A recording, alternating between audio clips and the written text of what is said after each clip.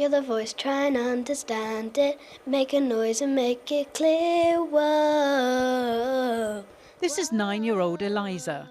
Her and her school friends are hoping their song will be the nation's #1 Christmas hit. We're not gonna sit in silence. We're not gonna live with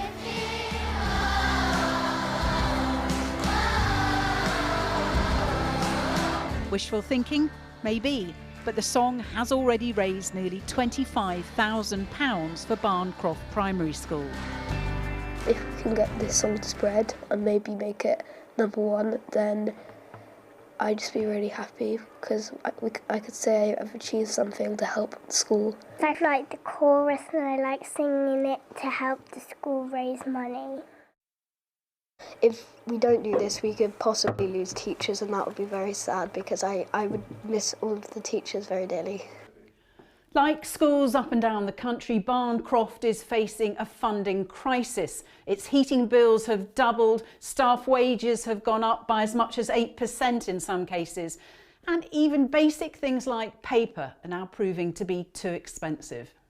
We're looking at a deficit of roughly 150,000 this year.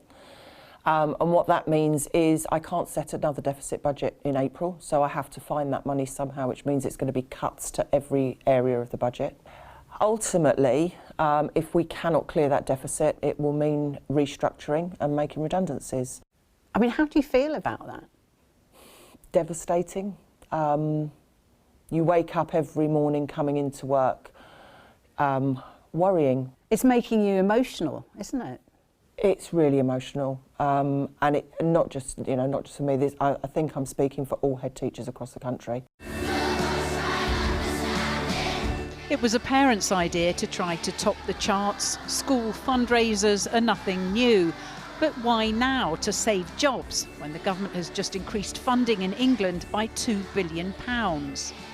It's clearly a big rise, but it comes on the back of a significant cut in school spending per pupil of about 9% in real terms between 2010 and 2020.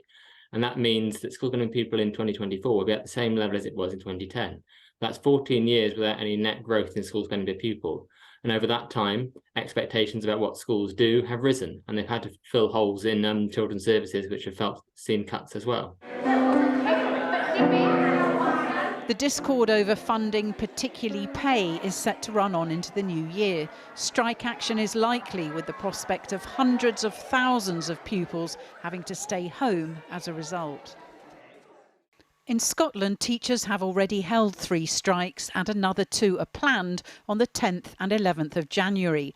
Their colleagues in the rest of the UK could follow suit. The NASUWT, the NAHT and the NEU have balloted their members on strike action. The results are expected next month. And in Northern Ireland, industrial action, short of a strike, has already started. Teachers got a 5% pay rise from September, which, when inflation is 12%, is a 7% real terms cut. But to add insult to that injury, that 5% pay rise was not funded for schools. So even now, that's leading to cuts in schools. So we are making the point that teachers need a pay rise, and so do support staff in schools, and they have to be fully funded by the government when the pay rises are awarded. We're not going to sit in silence. Back at Barn Croft School, Eliza and her friends are concentrating on the here and now and whether they'll make the charts this Christmas. You're the voice, try and understand it. Jane Dodge there reporting on one primary school's efforts to raise funds. Meanwhile, the government says it will continue to fund a scheme which provides activities and food for children on free school meals in England. The Education Secretary, Gillian Keegan, said the scheme will support hundreds of thousands of children from low-income families over the holidays. But with a number of teachers' unions balloting teachers for strike action over pay and conditions, Mrs Keegan has been criticised for claiming yesterday that teachers are in the highest 10% of earners in some areas. I spoke to the Education Secretary while she was visiting a school in Guildford and began by asking her to set out why so many children were in need of the holiday food programme. Well, this is actually something that came about during the pandemic, and obviously people were not in school, not getting the free school meals. So the question was raised, what are we doing for those kids? And so we put in place emergency procedures, etc. But what we were thinking is, what more could we do to help support families? And this was something that came into being about a year ago, which was the holidays and food activities programme. I just want to put the £200 million announcement in context, because a lot of schools are facing a real funding crisis. We've been to Barn Croft Primary School in Walthamstow. They've had to release a Christmas single to try and make ends meet and to try and prevent staff redundancies. That school, and many others actually, is facing a £150,000 deficit this year. Will schools get extra money to fund teacher pay rises? Can you commit to that?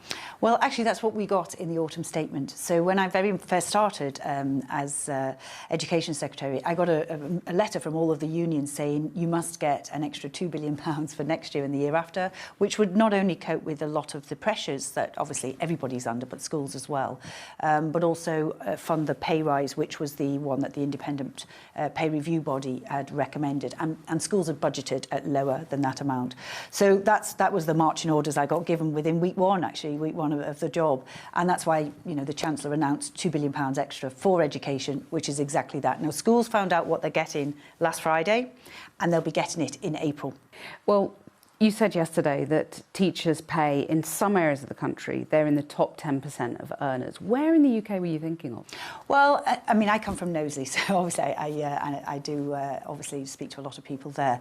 But if you look at, what I was talking about, we were talking about the graduate starting salary. So the starting salary for a graduate is £28,000, and it will be £30,000 by 2024, because we've committed to that, and we committed to that in our manifesto. The average actual graduate salary is quite a lot less than that. So we've been trying to make sure it's competitive to get the graduates. But you take the average teaching salary, and then you add, obviously there's a pension, 23.6% contributory pension on top as well. So you're adding the pensions in to get that? No, actually you don't have to in many parts of the country, but of course the pension is a really valuable part of the overall package.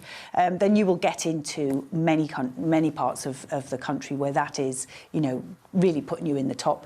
I said probably 10%. But it's not the top 10%, is it? Because there is not a single region in England where the starting or the average salary of a teacher puts them in the top 10% of earners. I mean, do you accept you got that one wrong? No, because if you look at the total package, which I always do, the contributory pension is a huge element of the overall package and the overall cost as well. It's the employers put in 23.6% on top. So you add that together, like you would add, what your overall package is, that would put you in the top 10% in quite a number of areas in the country. But let me bring it back to teachers, because they've actually had amongst the lowest growth in pay in the last decade. Only social workers have had less. So therefore, they've got a better claim in some ways for a pay rise than nurses. So you wouldn't blame them for going on strike in that context, would you? Well, actually, I don't think anyone should go on strike, to be honest. It's, we shouldn't have the patients or the children really suffering. Obviously, the whole country's suffered as a result of the pandemic. You'd like to ban strikes? For No, not at all, not at all. But, I've never joined a union in my time, because I don't think that's the right thing to do, personally. But it's the highest rise that teachers have had, I think, for 30 years. But a 5% pay rise in England and Wales, when you've got inflation 11%, it is a real terms cut. So I just wonder, are you willing to talk to teachers, talk to the unions about pay? I'm meeting the unions all the time. I'm actually meeting them on the 9th of January. But you're talking about pay in that? It's very important. Will you talk about pay in that what meeting? happens with the independent pay review bodies is all the unions, myself, the department, lots of economists, everybody inputs into that. What I think is really important for your viewers But will you meet them to talk about pay?